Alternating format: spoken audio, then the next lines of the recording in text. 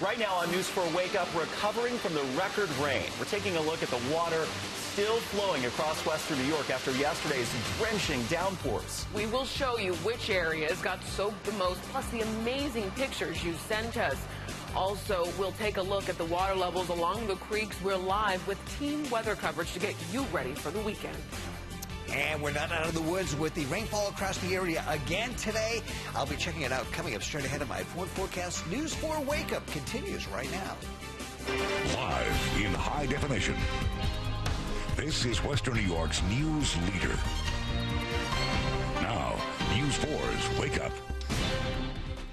This is the 33 approaching from the airport. Niagara Falls. Heavy rains turning roads into rivers and even creating waterfalls across western New York. Here's a look at the flooding situation along the 33. This morning, we are happy to report that major roads have reopened and things look much better for your drive. Yes, and in Marilla, the record-setting rain turned into a serious situation. Firefighters had to rescue an 82-year-old woman who was trapped inside her house. Fast-running waters around her home left her stranded. Some people took a chance and drove into danger. Look at this video from the east side. This vehicle under a bridge in the high water on Urban Street. At least 2 people had to be rescued. And this driver almost went into the high water but decided to back out and play it safe. We always remind you, turn around. Don't drown. Don't get in this stuff. We're happy to report no serious injuries with any of the high water rescues yesterday. Oh, yes, and we're definitely going to get you much more, so we're going to head out to Katie Alexander in a few minutes. But Sure. First, we want to focus on our forecast. I know we've got more rain today, but is the worst of it behind us?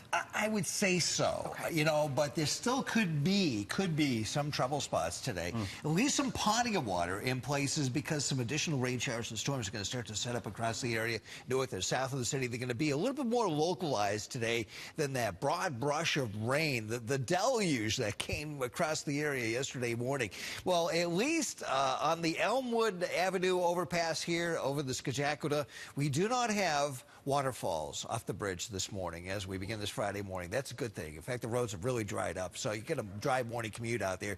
We're tracking some fog for you this morning, too, down to the south, off to the east. Showing light fog at this present moment. Visibility dropping off even here a little bit at the Buffalo Airport. Some light fog here in the metro down to 3 miles. So we'll be watching that for you during the course of Wake Up to see if it becomes denser. I don't know if you remember yesterday morning, we had some fog issues, at least early in the day, around the Falls, Grand Island, Genesee, Wyoming County. Right now, it doesn't appear to be dense like that, but we'll keep an eye on it.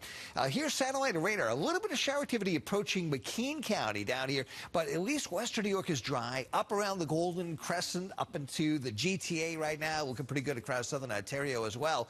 But what's going to happen today is as we progress through the day, these showers and storms are just going to pop up overhead. They're not moving in from the west, and they'll develop just north and south of the city. Also still have somewhat marginal risk of severe weather down here toward Allegheny, McKean, Potter County.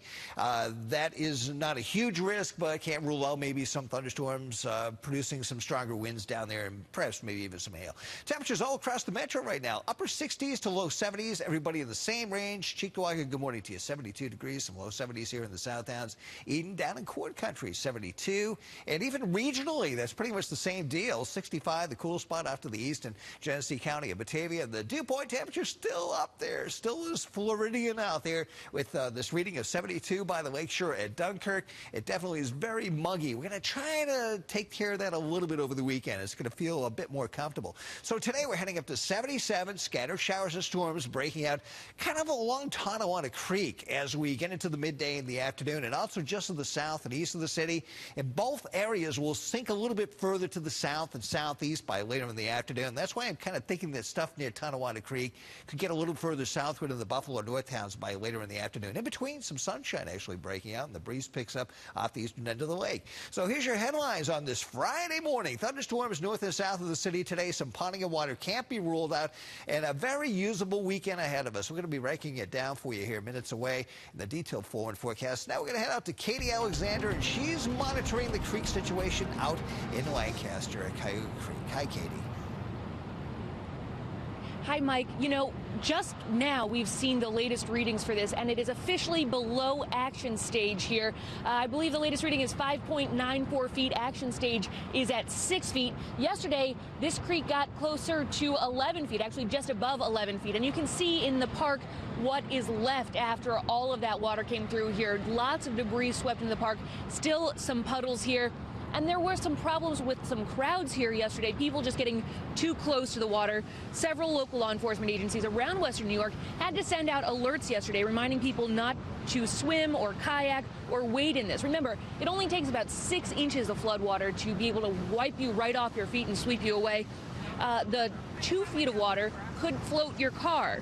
Rescue crews have to rely on boats in these kinds of situations, and some residents in the Bell Tower Village condos had to be evacuated by boat yesterday morning as the water got too high and some people got trapped inside. The front building, they came in and they evacuated people from the front building. Oh my God, I never seen anything like it. It's scary. I hope that there's no severe damage.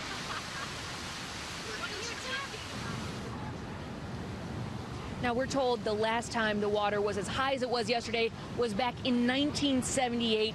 Village officials continue to monitor it, but as you can see, we are making a lot of progress getting these water levels to recede. Still today, there's going to be, I think, a lot of cleanup because we were told there were a lot of flooded basements yesterday. And if you are cleaning up from this, please remember to be careful. You don't really know what's in this water. Reporting live, Katie Alexander, News 4. All good advice. Katie, thanks so much. And make sure you have the Forewarn weather app on your phone or tablet. It'll help you track today's rain. This is a free download for you.